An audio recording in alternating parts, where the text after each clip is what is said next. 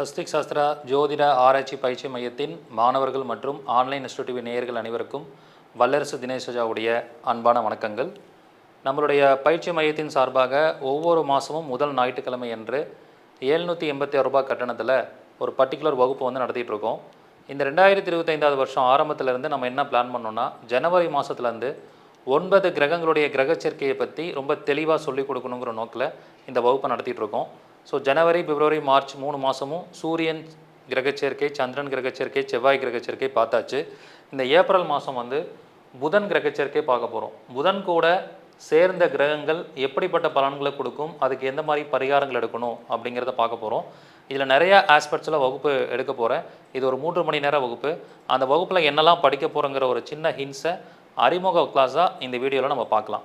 So முதல்ல இந்த கிரகச்சேர்க்கை அப்படிங்கிறத நாம் நாடி முறை மூலமாக எப்படி அணுகணும் அப்படிங்கிறத தெரிஞ்சுக்குவோம். நாடி முறை அப்படிங்கிறது லக்னம் இல்லாமல் வெறும் கிரகத்தை மட்டும் வச்சு எடுக்கக்கூடிய ஒரு மெத்தட்.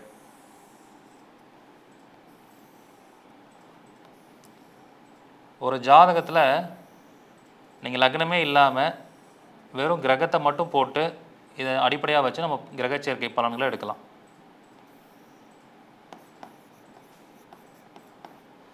ஸோ ஒருத்தங்களுக்கு வந்து புதன் குரு சேர்க்கை இருக்குது, சரிங்களா? அப்போ இது ஒரு கிரக சேர்க்கையை நம்ம எடுக்கிறோம். அப்போ இந்த ஜாதகத்தில் புதன் குரு சேர்க்கை, இந்த கிரக சேர்க்கை வந்த உடனே நம்ம உடனே பலன் சொல்லிடக்கூடாது. எந்த கிரகம் எந்த கிரகத்தை போய் தொடுது அப்படிங்கிறத பார்க்கணும். ஸோ இப்போ வந்து புதன் வந்து குருவை போய் தொடுது. அதை எப்படி சார் முடிவு பண்ணணும் அப்படின்னா, இதோட டிகிரியை வச்சு எடுக்கணும். புதன் வந்து 8 டிகிரி, குரு வந்து 10 டிகிரி அப்படின்னா புதன் தான் குருவை போய் தொடுறார் அப்படின்னு அர்த்தம். அப்போ புதனோட கிரகச்சேர்க்கை பார்க்கும்போது நாடி முறையில் முதல்ல 2 கிரகம் சேர்ந்துருக்குன்னா எந்த கிரகம் எந்த கிரகத்தை போய் தொடுது அப்படிங்கிறத பார்க்கணும். அதன் அடிப்படையில் பார்க்கும்போது புதன் வந்து குருவை நோக்கி நகருது, அப்போ குருவை போய் தொடுதுன்னு அர்த்தம். அப்போ இதை அடிப்படையாக வச்சு தான் நம்ம பலன் எடுக்கணும். இந்த பலன்களுக்கு எப்படி பார்க்கணுன்னா, புதனோட காரகத்துவத்தை எடுக்கணும். புதன் அப்படின்னா தாய்மாமான்னு அர்த்தம். புதன் அப்படின்னா இளைய மகள் அப்படின்னு அர்த்தம். இளைய மகள் மற்றும் இளைய மகன். அதுக்கப்புறம் படிப்பை குறிக்கும். புதன்னா அறிவு, புத்தி அப்படின்னு சொல்லுவாங்க. இதெல்லாம் புதனுடைய காரகத்துவங்கள்னு சொல்லலாம். குரு அப்படிங்கும்போது குருனா குண்டா இருப்பது, அதுக்கப்புறம் இனிப்பு, பக்தி மார்க்கத்தை சொல்வது, பணம், இப்படி நம்ம நிறைய காரகத்துவங்கள் சொல்லலாம். அப்போ என்ன சொல்லலாம், புதனோட காரகத்துவம் போய் குருவோடைய காரகத்துவத்தை உள்வாங்கி செயல்படும். அப்போ என்ன சொல்லலாம், புதன் போய் குருவை தொட்டால் தாய்மாமா குண்டாக இருப்பாங்க, இளைய மகள் இளைய மகன் குண்டாக இருப்பாங்க, அந்த மாதிரி நம்ம சொல்லலாம். அதுக்கப்புறம் தாய்மாமா இனிப்பை விரும்பி சாப்பிடுவார், இளைய மகள் இளைய மகன் இனிப்பை விரும்பி சாப்பிடுவாங்க, தாய்மாமா வந்து பக்தியாக இருப்பார், இளைய மகள் இளைய மகன் வந்து பக்தியாக இருப்பாங்க அப்படின்னு சொல்லலாம். அப்போ இந்த புதன் வந்து குருவோடைய காரகத்துவத்தை உள்வாங்கி நமக்கு பலன் கொடுக்கும் அப்படின்னு எடுத்துக்கலாம். ஸோ அதுக்கப்புறம் படிப்பு எடுத்துக்கிட்டிங்கன்னா குரு சம்மந்தமான படிப்பு, இப்போ ஃபினான்ஸ் சம்மந்தப்பட்ட படிப்பு, பணம் சார்ந்த படிப்பு ஏதாவது படிப்பாங்க அப்படின்னு சொல்லலாம். அதேமாதிரி புத்தி எடுத்துக்கிட்டிங்கன்னா இவங்களுக்கு பணத்தை எப்படி சம்பாதிக்கணுங்கிற புத்தி ரொம்ப அதிகமாக வேலை செய்யும். அதே மாதிரி இவங்களுக்கு வந்து தன்னுடைய உடம்பை எப்படி மெயின்டைன் பண்ணணும் அப்படிங்கிற விஷயத்துலையும் தன்னுடைய புத்தியை செயல்படுத்துவாங்க. இந்த மாதிரி இந்த புதனோட காரகத்துவம் குருவோட காரகத்துவத்தை உள்வாங்கி பலன் கொடுக்கும். அதுக்கு முதல்ல என்ன தெரிஞ்சுக்கணும், எந்த கிரகம் எந்த கிரகத்தை போய் தொடப்போகுதுன்னு தெரிஞ்சுக்கணும். இதன் அடிப்படையில் புதன் குருவுக்கு இப்படி பலன் எடுக்கிற மாதிரி புதன் சூரியனுக்கு பலன் எடுக்கலாம், புதன் சந்திரனுக்கு பலன் எடுக்கலாம், புதன் செவ்வாய்க்கு எடுக்கலாம், புதன் சுக்கிரன், புதன் சனி, புதன் ராகுக்கு எது, இப்படி எல்லாத்துக்குமே நம்ம அந்த பலன்களை எடுக்கலாம். Okay, right. ஸோ இப்போ அடுத்தது வந்து நம்ம எந்த முறையில் பார்க்க போகிறோன்னா, பாரம்பரிய முறை.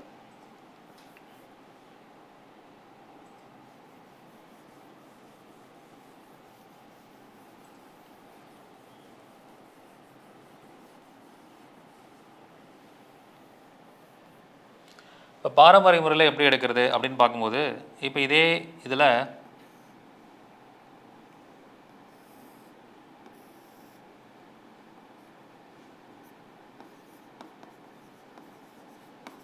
புதன் கூட செவ்வாய் சேர்ந்திருக்கான்னு எடுத்துக்குவோம். பாரம்பரிய முறை அப்படிங்கிறது எப்பயுமே லக்னத்தை அடிப்படையாக வைத்து வரக்கூடியது.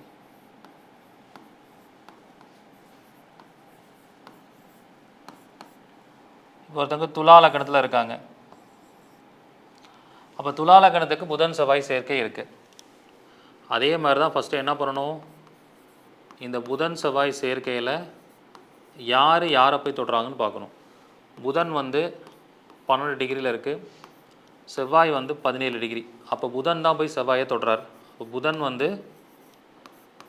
செவ்வாயை போய் தொடுறார் அப்படின்னு எடுத்துக்கிட்டோம்னா, இங்கே வந்து கிரகத்தை எடுக்காமல் கிரகத்தை வச்சு கிரக சேர்க்கை பார்த்துட்டு பாரம்பரிய முறையில் பாவத்தை எடுக்கணும். இப்போ புதன் வந்து இந்த லக்னத்துக்கு யார், இந்த லக்னத்திற்கு 9 12ஆம் பாவத்துக்குரியவர். செவ்வாய் யார், 2 7 கூடியவர். அப்போ என்னாகும், 9ஆம் பாவம் அதிபதி போய் 2ஆம் அதிபதியை தொடுறார். 9ஆம் பாவ அதிபதி போயிட்டு 2ஆம் அதிபதியை தொடுறார். ஸோ அப்போ இதுக்கு என்ன பலன் எடுக்கலாம், 9ஆம் பாவம் அப்படிங்கிறத வந்து அப்பாவை குறிக்கும். அப்போ என்ன சொல்லலாம், அப்பா வந்து ஒரு உணவு பிரியராக இருப்பார். 9ஆம் இடங்கிறது குருன்னு சொல்லலாம். குரு வந்து ஒரு உணவு பிரியராக இருப்பார், நல்ல வாக்கு சித்தி பெற்றவராக இருப்பார், எப்பயுமே பேசிக்கொண்டே இருக்கக்கூடிய நபராக இருப்பார், பொருளாதாரத்தின் மேலே பணத்தின் மேலே அதிக ஈர்ப்பு அவங்களுக்கு இருக்குன்னு சொல்லலாம். ஏன்னா 9-2 தொடர்பை வச்சு இந்த பலன்களை நம்ம சொல்லிடுறோம்.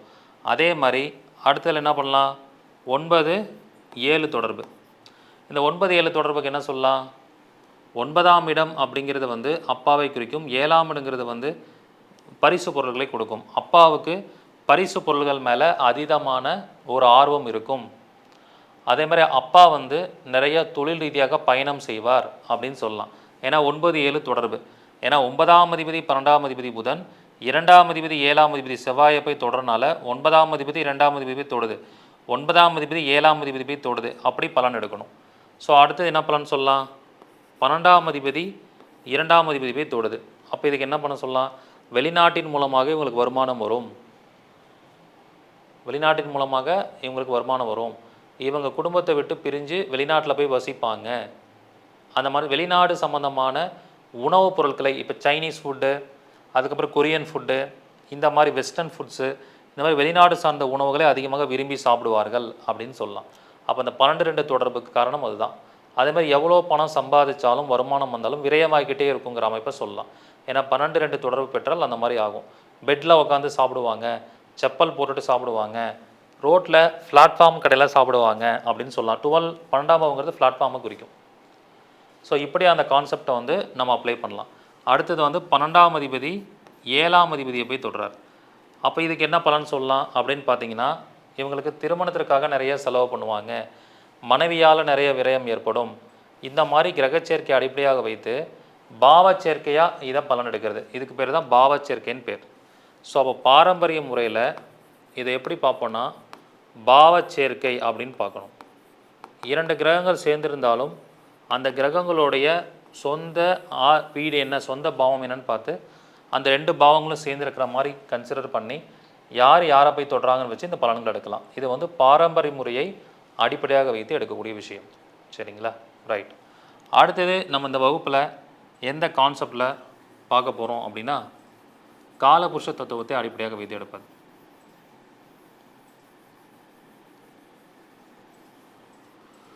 இந்த காலபுருஷ தத்துவமும் பாரம்பரியத்தை அடிப்படையாக வைத்து வரக்கூடியதான்.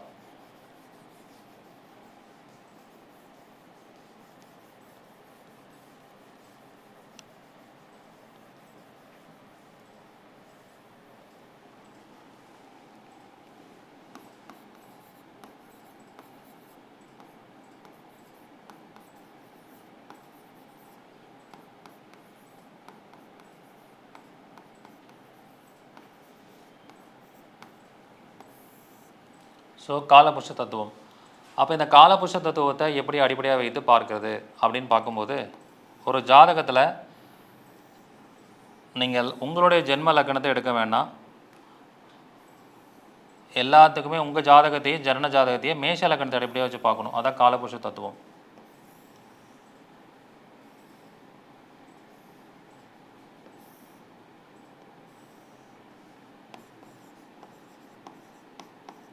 சரிங்களா, அதை அடிப்படையாக வச்சு பார்க்கணும். அப்போ காலபுருஷ தத்துவங்கிறது மேஷ லக்னத்தை அடிப்படையாக வச்சு தான் இயங்கும். இப்போ ஒரு ஜாதகத்தில் என்ன சேர்க்கை வேணால் இருக்கட்டும், புதன் சந்திரன் சேர்க்கை. இப்போ இந்த புதன் சந்திரன் சேர்க்கை இருந்தால் இது காமனாக எல்லாருடைய ஜாதகத்திலும் எப்படி செயல்படும் அப்படின்னா, புதன் வந்து காலபுருஷத்துக்கு 3 6 குடையவன், சந்திரன் வந்து காலபுருஷத்துக்கு 4ஆம் அதிபதி. அப்போ இங்கே என்ன சொல்லலாம், 3ஆம் அதிபதி 6ஆம் அதிபதியான புதன் 4ஆம் அதிபதி சந்திரனுடன் இணைந்துள்ளது, அதனோட பலன்களை கொடுக்கும். அப்போ 3 குடையவன் 4ஆம் இடத்தோட தொடர்பாகுது. அதுக்கப்புறம் 6 குடையவன் 4ஆம் இடத்தோட தொடர்பாகிறார். இதை அடிப்படையாக வச்சு பலன் சொல்லணும். அப்போ இந்த பலனுக்கு என்ன சொல்லலாம், இவங்களுக்கு எப்பயுமே தன்னுடைய வாகனத்தில் அதிகமாக ஷார்ட் ட்ராவல்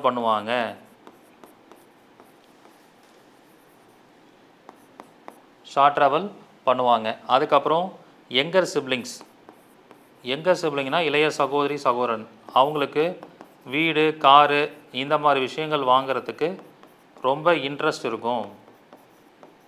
வீடு மனை கார் வாங்குறது இந்த மாதிரி விஷயத்தில் இன்ட்ரெஸ்ட் இருக்கும். ஏன்னா 3ஆம் அதிபதி 4ஆம் இடத்துல சம்மந்தப்படுது. நல்லா ட்ரெஸ் பண்ணணும்னு நினைப்பாங்க. கூட பிறந்த தங்கச்சியோ தம்பியோ இருக்காங்கன்னா அவங்க நல்லா ட்ரெஸ் பண்ணணும்னு நினைப்பாங்க அப்படின்னு நம்ம இதை எடுக்கலாம். ஓகே, அடுத்தது 6 நாள் தொடர்புக்கு என்ன சொல்லலாம், 6 நாள் தொடர்புக்கு தாய்மாமா வந்து நல்லா ட்ரெஸ் பண்ணுவார். அதுக்கப்புறம் சித்தி வந்து நல்லா ட்ரெஸ் பண்ணுவாங்க. சித்திக்கும் தாய்மாமாவுக்கும் சொந்தமாக கார் வாங்கணும், வீடு வாங்கணும் அப்படிங்கிற எண்ணங்கள் அதிகமாக இருக்கும். அம்மா மேலே ரொம்ப பாசமாக இருப்பாங்க. அந்த மாதிரி விஷயங்களை நம்ம சொல்லிகிட்டே போகலாம். அப்போ காலபுருஷ தத்துவத்தைப்படி யாருக்கெல்லாம் புதன் சந்திரன் சேர்ந்திருந்தாலும் சரி, புதன் சந்திரன் சேர்ந்திருந்தால் அவங்க கூட பிறந்தவங்களுக்கு கண்டிப்பாக வீடு மனை கார் அமையும் சொல்லிடலாம்.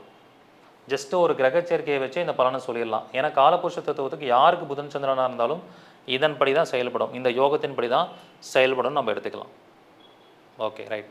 அடுத்தது வந்து ராசி அடிப்படையில் ஏற்படக்கூடிய கிரக சேர்க்கை.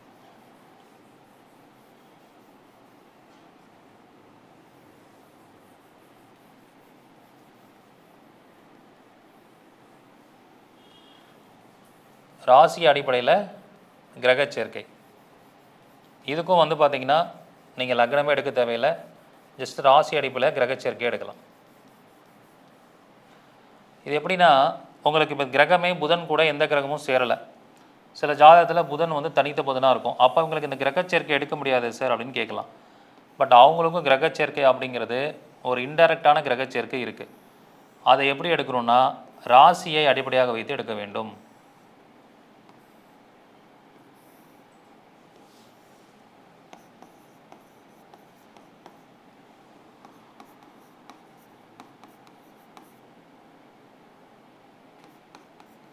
ராசியில் இந்த புதன் எப்படி கிரகச்சேர்க்கையை உண்டு பண்ணுவார் அப்படின்னு பார்த்தீங்கன்னா, இந்த ராசி மண்டலத்தை புதன் எங்கே வேணா இருக்கட்டும். இப்போ புதன் இங்கே இருக்கார் அப்படின்னா, புதன் மீனத்தில் இருக்கார் அப்படிங்கும்போது இது வந்து குருவுடைய வீடு. இது யாருடைய வீடு? குருவுடைய வீடு. அப்போ இங்கே என்ன ஆகும், புதன் குரு சேர்க்கை உருவாகும். அப்போ அதுக்கு உண்டான பலன்களை நம்ம எடுத்துகிட்டே போகலாம். புதன் குருவுக்கு உண்டான பலனை எடுத்துகிட்டே போகலாம். அடுத்து புதன் வந்து சுக்கிரன் வீட்டில் இருக்கார் துலாமில். அப்போ புதன் வந்து துலாம் ராசியில் இருக்காருன்னா அது சுக்கிரனுடைய வீடு. அப்போ என்ன ஆகும், புதன் சுக்கிரன் சேர்க்கை இங்கே உருவாகுது.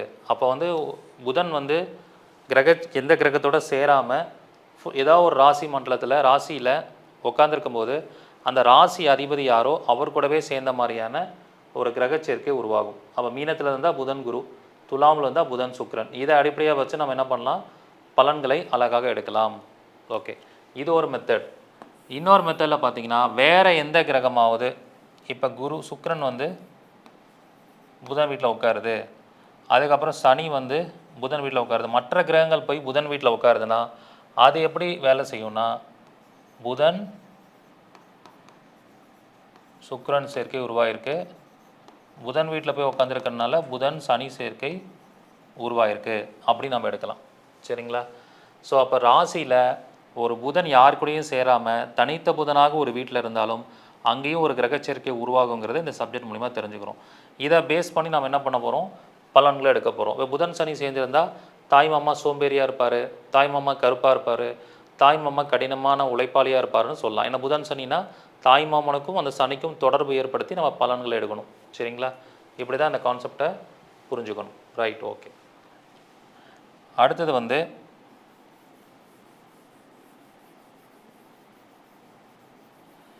இந்த கிரக சேர்க்கையிலேயே நாடி முறையாக இருக்கட்டும், பாரம்பரிய முறையாக இருக்கட்டும், இந்த கிரக சேர்க்கையை பொறுத்த வரைக்கும் ராகுகேது சேர்க்கைக்கு வந்து ஒரு சிறப்பாக சில விஷயங்களை பார்க்க வேண்டியது இருக்குது. ராகுகேது சேர்க்கை அப்போ புதன் வந்து ராகுவோட இணைகிறார் அல்லது கேதுவோட இணைகிறார்.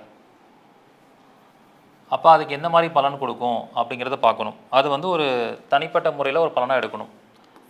புதன் ராகுவோட சேர்ந்தாலும் சரி, கேதுவோட சேர்ந்தாலும் சரி, இந்த 2 கிரகத்தில் ராகு வந்து உயிரற்ற தன்மைக்கு மட்டும்தான் பலன்களை வந்து உங்களுக்கு வந்து நல்லதுமாக செய்வார், மற்ற விஷயத்தெல்லாம் கெடுதல் கொடுத்துருவார். அப்போ புதனோட அமைப்பில் பார்த்தீங்கன்னா முதல்ல உயிர் காரகத்துவம்னு பார்க்கும்போது மாமா. அப்போ மாமாவுக்கு கண்டம் ஏற்படும் ராகுவோட சேர்ந்திருந்தா. அடுத்தது உடல் ரீதியாக பார்க்கும் பொழுது தோல் நோய் வரும். அதுக்கப்புறம் காதில் பிரச்சனை வரும், நுரையீரலில் பிரச்சனை வரும்னு சொல்லலாம் புதன் ராகு சேர்க்கை இருந்தால். அதே உயிரற்ற விஷயத்தில் எப்படி செயல்படும் அப்படின்னா தகவல் துறை இதில் நல்ல ஒரு வளர்ச்சி அடைவாங்க அப்படின்னு சொல்லலாம். அப்போ இந்த மாதிரி ஒரு அமைப்புகளில் பலன் கொடுக்கும். இதே கேது அதே மாதிரி என்ன பண்ணணும்னா கண்டம் கொடுக்காம மாமாவோட பிரிவினை ஏற்படுத்தும். அதேமாரி தோல், காது, நுரையீரல் சம்பந்தமான நோயில் ஒரு காம்ப்ளிகேஷனான நோயை ஏற்படுத்தும். கேதுவோட சேரும்போது உயிரற்ற காரகத்துவத்துக்கும் தகவல் சம்மந்தப்பட்ட விஷயத்தில் தடையை உண்டு பண்ணும். ராகு வந்து உயிரற்ற விஷயத்தில் மட்டும்தான் நல்ல விஷயத்தை செய்யும், மற்றதில் கெடுதல் செய்யும். கேது வந்து 3லேயுமே பிரச்சனையை கொடுக்கும். அப்போ ராகு கேதுவோடைய சேர்க்கையை கொஞ்சம் கவனமாக பார்க்கணும். ஏன்னா அது மோசமான பலன்களை கொடுக்கக்கூடிய அமைப்பு. ஸோ அப்படி நம்ம எடுத்துக்கணும். ஒருவேளை இதை பாரம்பரிய முறையோடு அப்ளை பண்ணும்போது என்ன ஆகும்னா, இப்போ தனுஷ் லக்னமாக இருந்து புதன் ராகு கேது இருந்தால் என்ன ஆகும், புதன் வந்து யார் வருவா, புதன் வந்து 7ஆம் பாவமாக வரார். 7ஆம் பாவம் மற்றும் 10ஆம் பாவம். அப்போ புதன் ராகு தனுஷ் லக்னக்காரங்களுக்கு சேர்ந்திருந்தா கல்யாணம் பண்ண மனைவிக்கோ கணவனுக்கோ கண்டம் ஏற்படும், அல்லது மாமியாருக்கு கண்டம் ஏற்படும், 2வது குழந்தைக்கு கண்டம் ஏற்படும் அப்படின்னு சொல்லலாம். சரிங்களா? உங்கள் கூட ஒர்க் பண்ணுற கொலீக்ஸ், அதுக்கப்புறம் பார்ட்னர்ஸ் யாராவது தொழில் ரீதியாக இருக்காங்கன்னா அவங்களுக்கு கண்டம் வரும்னு சொல்லலாம். கேதுவாக இருந்தால் அவங்கள விட்டு பிரியக்கூடிய சூழல் ஏற்படும். மாமியாரை விட்டு பிரிஞ்சிருவீங்க, மனைவியை விட்டு பிரிஞ்சிருவீங்க, கணவனை விட்டு பிரிவீங்க, அப்படிங்கிற பலன்களை இது கொடுக்குன்னு சொல்லலாம். ஸோ இந்த மாதிரி கிரகங்கள் நாடி முறைக்கும் பாரம்பரிய முறைக்கும் ராகு கேது மிக மோசமான பலனை ஏற்படுத்தும். அது ரொம்ப கவனமாக இதில் நம்ம பார்க்கணும். ரைட், அடுத்தது என்ன சப்ஜெக்ட் படிப்போம்னா, இந்த கிரக சேர்க்கையால் சில யோகங்கள் ஏற்படும். கிரக சேர்க்கையால் சில யோகங்கள் ஏற்படுறதுக்கு வாய்ப்பு இருக்குது. அப்படி பார்க்கும்போது இந்த கிரக சேர்க்கையில் என்னென்ன மாதிரியான யோகங்கள் ஏற்படுது அப்படின்னு பார்த்தோம்னா, அதில் எக்ஸாம்பிளாக பார்க்கும்போது புதனை அடிப்படையாக வச்சு வரக்கூடிய யோகம் அப்படின்னு எடுக்கும்போது குரு புதன் சேர்க்கைனா இதை சரஸ்வதி யோகம்னு சொல்கிறோம்.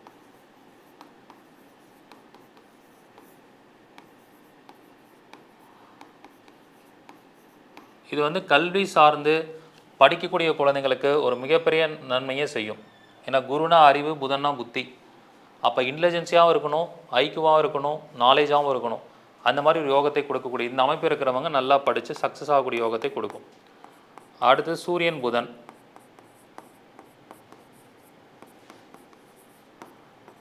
இதுக்கு பேர் வந்து புத ஆதித்யா யோகம்.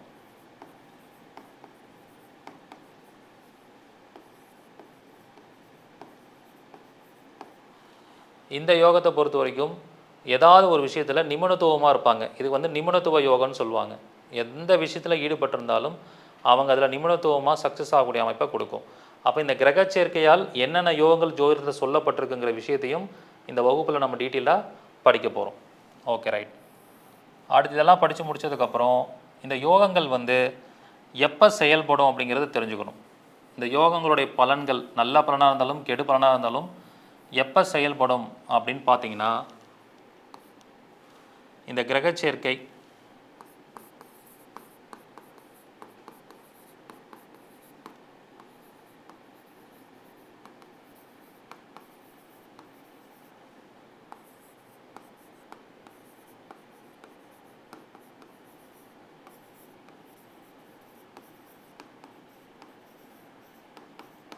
எப்போது செயல்படும் பார்க்கும்போது அதனுடைய தசாபுத்தி காலத்தில் உங்களுக்கு செயல்பாட்டுக்கு வரும்.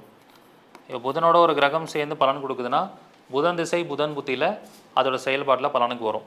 ரெண்டாவது வந்து கோச்சாரத்தில் அதனோட பலன்களை கொடுக்கும். கோச்சாரத்தில் எப்படின்னா, உங்கள் ஜாதகத்தில் வந்து இப்போ புதன் இங்கே இருக்கார். இப்போ கோச்சார குரு எங்கே போயிட்டுருக்காரு? இங்கே போயிட்டுருக்காரா? அப்போ கோச்சாரத்தில் குரு புதன் சேர்க்கை ஏற்பட்டிருக்கா? உங்கள் ஜாதகத்திலையும் குரு புதன் சேர்க்கை இருந்து கோச்சாரத்திலையும் இப்போ குரு புதன் சேர்க்கை வரும்பொழுது அதனோட பலன்களை வெளிப்படுத்தும்னு சொல்லலாம். ஸோ இது கோச்சார ரீதியாக வெளிப்படும். அதுக்கப்புறம் பாவா இயக்கம், பாவ இயக்கத்தின் வழியாகவும் இது வெளிப்படும் அப்படின்னு சொல்லலாம். ஸோ ஃபார் எக்ஸாம்பிள், இப்போ ஒருத்தங்களுக்கு இந்த குரு புதன் வந்து சரஸ்வதி யோகம்னு சொல்கிறோம். அந்த குரு புதனுக்கு உண்டான பலன்கள் நாடி முறையில் பாரம்பரிய முறையெல்லாம் படிச்சிருப்போம். அப்போ பாரம்பரிய ரீதியாக பார்க்கும்போது பாவ இயக்கத்தில் இந்த விஷயங்கள் செயல்படும். அது எப்படி சொல்லலாம்? இப்போ தனுஷ் லக்னத்தில் ஒருத்தர் பிறந்திருந்து 6ஆம் இடத்துல குரு புதன் இருந்தால் இந்த கிரக சேர்க்கை எப்போ செயல்படும்? கடன் வாங்கும்போது, நீங்கள் ஏதாவது கடன் வாங்கும்போது இந்த கிரக சேர்க்கை செயல்படும். அதுக்கப்புறம் உங்கள் பேரில் வழக்கு ஏற்படும் போது இந்த கிரக சேர்க்கை செயல்படும். அதுக்கப்புறம் நீங்கள் உத்தியோகம் மாறும்போதெல்லாம் இந்த கிரக சேர்க்கை செயல்படும். ஸோ எப்போல்லாம் இந்த கிரக சேர்க்கை செயல்பாட்டுக்கு வருங்கிறத தெரிஞ்சுக்கணும். அப்போ தனுஷ் லக்னத்துக்கு 6ல் இந்த கிரக சேர்க்கை இருந்தால் 6ஆம் இடம் இயங்கும் போது இந்த கிரக சேர்க்கை இயங்கும். இப்போ கடன் வாங்கும்போது, உத்தியோகத்துக்கு போகும்போது, நீங்கள் ஒரு வழக்கை சந்திக்கும் போதெல்லாம் இந்த கிரக சேர்க்கை இயங்கும்னு சொல்லலாம்.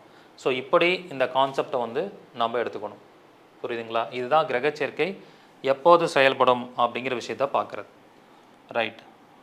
அடுத்த கான்செப்ட், இதுக்கு எப்படி பரிகாரம் எடுக்கிறது, இதுக்கு என்ன மாதிரியான பரிகாரங்கள் பார்க்கணும் கிரக சேர்க்கைக்கு.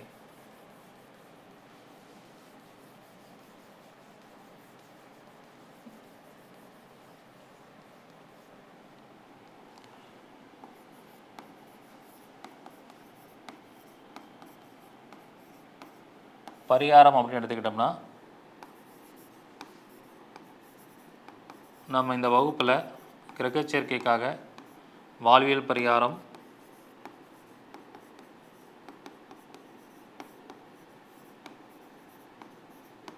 தாந்திரிக பரிகாரம், ரிவர்ஸ் பரிகாரம்,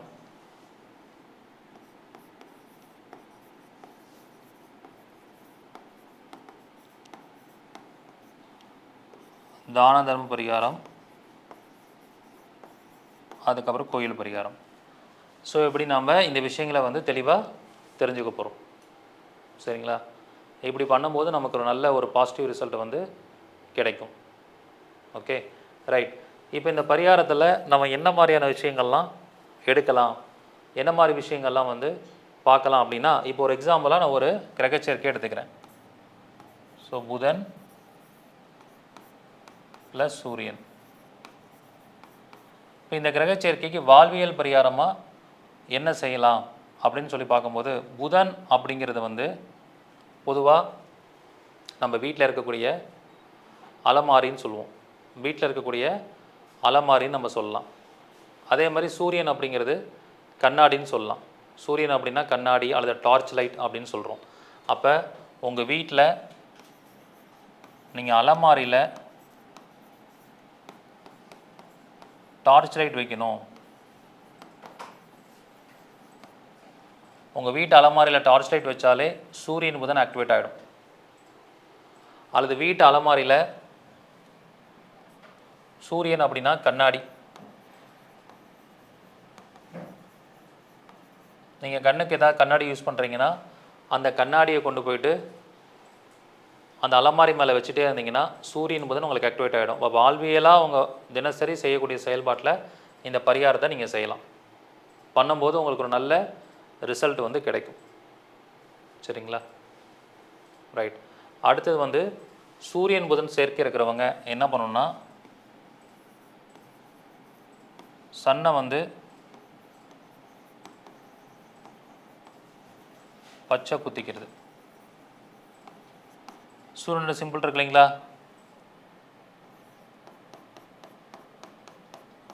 ஸோ இந்த சூரியனுடைய சிம்பிளை வந்து நீங்கள் உங்கள் கையில் பச்சை குத்திக்கலாம். அது வந்து ஒரு தாந்திர ரீதியான பரிகாரம். பச்சை குத்திக்கிறது ஒரு தாந்திர ரீதியான ஒரு பரிகாரமாக நீங்கள் சொல்லலாம்.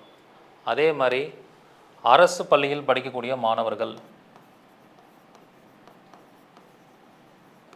கவர்மெண்ட் ஸ்கூல் ஸ்டூடெண்ட்ஸ்க்கு நீங்கள் என்ன பண்ணலாம், ஏதாவது ஒரு வகையில் நோட்டு புத்தகம் வாங்கி கொடுக்குறது, இந்த மாதிரி உதவிகள்லாம் வந்து நீங்கள் செஞ்சுட்டு வரலாம். ஓகே. அடுத்து ரிவர்ஸ் பரிகாரமாக என்ன பண்ணலாம் அப்படின்னா, green colour plus orange colour. இந்த சூரியன் புதன் உங்கள் ஜாதகத்தில் இந்த சேர்க்கை 6, 8, 12 போய் மறைஞ்சதுன்னா ரிவர்ஸ் பரிகாரம் பண்ணணும். க்ரீன் கலர் ரிப்பனையும் ஆரஞ்சு கலர் ரிப்பனையும் கட் பண்ணி போடுங்க. ரிப்பன் என்ன பண்ணணும், கட் பண்ணி போடணும். ஓகே. அடுத்து தான தர்ம பரிகாரமாக என்ன செய்யணும்னா, இந்த 2 கிரக சேர்க்கைக்கும் சூரியன்னா கோதுமை, அப்போ கோதுமை சப்பாத்தி செஞ்சு பாசிப்பயிறு கிரேவி, பாசிப்பயிறு குழம்பு செஞ்சு அது தானமாக கொடுக்கணும். கோதுமை சப்பாத்தியையும் பாசிப்பயிறு குருமா மாதிரி பண்ணி அது 2ஐயும் சேர்ந்து தானம் பண்ணிங்கன்னா உங்களுக்கு புதன் சூரியனோட இயக்கம் பரிகாரமாக அமைஞ்சிடும். ஓகே. கோயில் பொறுத்த வரைக்கும் ஒவ்வொரு கிரகச்சேரிக்கும் கோயில் இருக்குது. ஸோ சூரியன் புதன், சந்திரன் புதன், செவ்வாய் புதன், இதுக்கெல்லாம் கோயில் கொடுக்க போகிறேன். இதுக்கான கோயில் வந்து பார்த்திங்கன்னா புதன் சூரியனுக்கு சங்கர கோயில், கோவில்பட்டி பக்கத்தில் சங்கரன் கோயில்னு ஒரு ஊர் இருக்குது. அங்கே இருக்கக்கூடிய சங்கர நாராயணர் கோயிலுக்கு போகணும். சரிங்களா? இந்த கோயிலுக்கு ஞாயிற்றுக்கிழமை புதன் உரையில் போகலாம், புதன்கிழமை சூரிய உரையில் போகலாம். இந்த கோயில் ஒரு வேளை 6, 8, 12 மறைஞ்சிருந்தால் சூரியன் புதன் கோயிலுக்கு போகாமல் அந்த கோயிலுக்கு ஏதாவது தான தர்மம் பண்ணணும். இப்படி இந்த 5 விதமான பரிகாரங்களை விலாவரியாக நம்ம ஒவ்வொரு கிரகச்சேர்க்கைக்கும் படிக்க போகிறோம். சரிங்களா? சூரியன் புதனுக்கு என்ன, அதே மாதிரி புதன் செவ்வாய்க்கு என்ன, புதன் குருவுக்கு என்னென்னு இந்த எல்லா கிரகச்சேர்க்கைக்கும் இந்த 5 விதமான பரிகாரங்களை தெளிவாக சொல்லிக் கொடுக்க போகிறேன். சரிங்களா? இந்த மாதிரி நிறைய தகவல்கள் அடங்கிய வகுப்பாக இந்த கிரகச்சேர்க்கை உங்களுக்கு இருக்க போகுது. பொதுவாக எல்லாருக்கும் புதன் கூட சூரியன் சுக்கிரன் சேர்ந்துருக்கும். ஏன்னா இது முக்கூட்டு கிரகங்கள். அப்போ இந்த கிரகச்சேர்க்கை உங்கள் ஜாதகத்திலையோ உங்கள் ஃபேமிலி மெம்பர் ஜாதகத்திலையோ உங்களுடைய வாடிக்கையாளர் ஜாதகத்தில் இருந்தால் மிக ஷார்ட்கட்டாக இதுக்கு பலன்களையும் பரிகாரங்களையும் இந்த வகுப்பு மூலிமா தெரிஞ்சுக்கிட்டு நீங்கள் அழகாக சொல்லலாம். ஸோ இந்த வகுப்பு வந்து எப்போ நடைபெற போகுது அப்படின்னா, எப்பயுமே மாதத்தில் முதல் ஞாயிற்றுக்கிழமை இருக்கும். 6ஆம் தேதி 6/4/2025 சண்டே அன்னைக்கு இந்த வகுப்பு நடைபெற போகுது. காலையில் 10 AM மதியானம் 1 PM வரைக்கும் இந்த வகுப்பு நடைபெறும். இந்த வகுப்புக்கான கட்டணம் பார்த்திங்கன்னா 786 ரூபா தான். சரிங்களா? ரொம்ப குறைந்த கட்டணத்தில் மிக அருமையாக இந்த வகுப்பு சொல்லிக் கொடுக்க போகிறேன். விருப்பம் இருக்கிறவங்க, உங்கள் ஜாதகத்தில் புதன் சேர்க்கையை பற்றி தெரிஞ்சுக்கணும் அப்படிங்கிறவங்க இந்த வகுப்பில் தாராளமாக கலந்துக்கோங்க. முதல்ல ஜாயின் பண்ணக்கூடிய 500 நபர்களுக்கு மட்டுமே அனுமதி. சீக்கிரமாக முன்பதிவு பண்ணிக்கோங்க. நன்றி, வணக்கம், வாழ்க வளமுடன். சஸ்திக் சாஸ்திரா ஜோதிட ஆராய்ச்சி அண்ட் பயிற்சி மையம் பெருமையுடன் வழங்கும் நிறுவனர் மற்றும் கர்மா DNA மருத்துவம் அண்ட் வாழ்வியல் பரிகார ஜோதிடர் உயர் திரு குருஜி வல்லரசு தினேஷ் ராஜா அவர்கள் நடத்தும் புதனுடன் மற்ற கிரக சேர்க்கை தரும் பலன்களும் பரிகாரங்களும், secrets of the planet mercury conjunction, இதுவரை வெளிவராத புதிய தகவல்கள் அடங்கிய மாபெரும் சிறப்பு வகுப்பு. வகுப்பு நடைபெறும் நாள் 6/4/2025 ஞாயிற்றுக்கிழமை மாலை 6 மணி முதல் இரவு 9 மணி வரை.